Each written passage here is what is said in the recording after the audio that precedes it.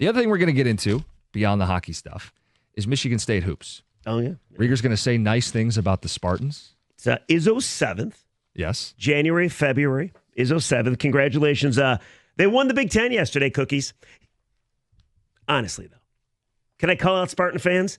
The amount of whining from Spartan fans yesterday when they were down to Iowa. Oh, we're going to lose this game. Oh, Sunday's going to matter.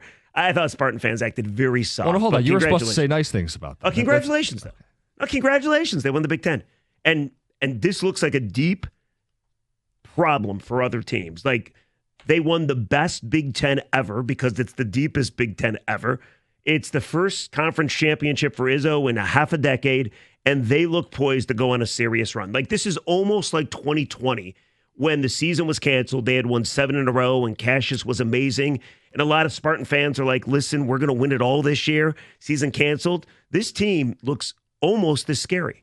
They're not the same in that they don't have a Cassius Winston, but they've kind of built him in the aggregate with like 4 different guards, and they can lean on who's ever hot that night. And Jace Richardson has been a revelation lately for them. But if it's not Jace, Akins, Holloman hits a big shot here or there, right? I mean, they've got depth on this team to where it's the combo of playing defense long enough for one of your guards to get loose a little bit.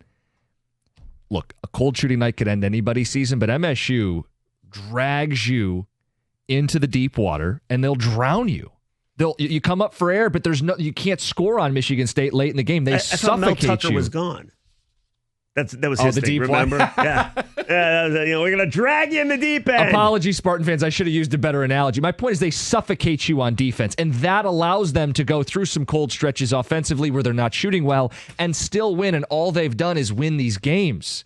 Like, they have a shot at the 1 seed now, right? One of the 1 seeds? A 1 seed. The other thing, too, is I think people looked at the gauntlet of the schedule, whether it be a Maryland, whether it be a Purdue, a Wisconsin, a Michigan, when Michigan was actually playing good basketball. And I think a lot of people are like, oh, my God, this is it for Sparty. Because remember, they went on the West Coast, the USC, UCLA. They lost 2 of 3, then 3 of 4. They lost to Indiana on the day that Izzo was supposed to pass night. Yep. And I think a lot of people are like, this is it. Izzo stinks. He's old. Games passed him by. All they have done has been perfect in a gauntlet of a schedule. And they finally figured it out, man. When you can go 11 deep, when you don't have to give anybody more than 25 minutes. Which, by the way, in today's college basketball where everybody's looking over their shoulder, if I'm not getting enough shots, enough minutes, enough looks, this team doesn't care. They'll roll, like you said, 10, 11 deep. Yeah. 22 minutes for one guy. So it's all right. They get a bunch of guards, too, that when one is off, the other isn't. Like compare it to Michigan. Michigan has no guards. I mean, you got Danny Wolf turning over the basketball, like literally giving it to the other team because they have nobody else to bring the ball up the court. Yeah, I forecast this team making a deeper run than they've made the last. What's your stat? Izzo's got 6 tourney wins the last 5 years. Yeah.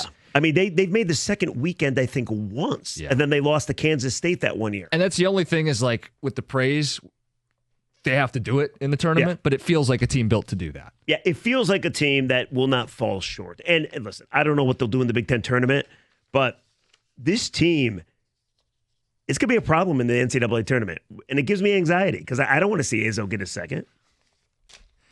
It's really the only ammunition you have as a Michigan fan trying to troll them all these years is, 2000 was so long ago. We only won 1. Right. John Beilein went to more Elite Eights than Tom Izzo. Right.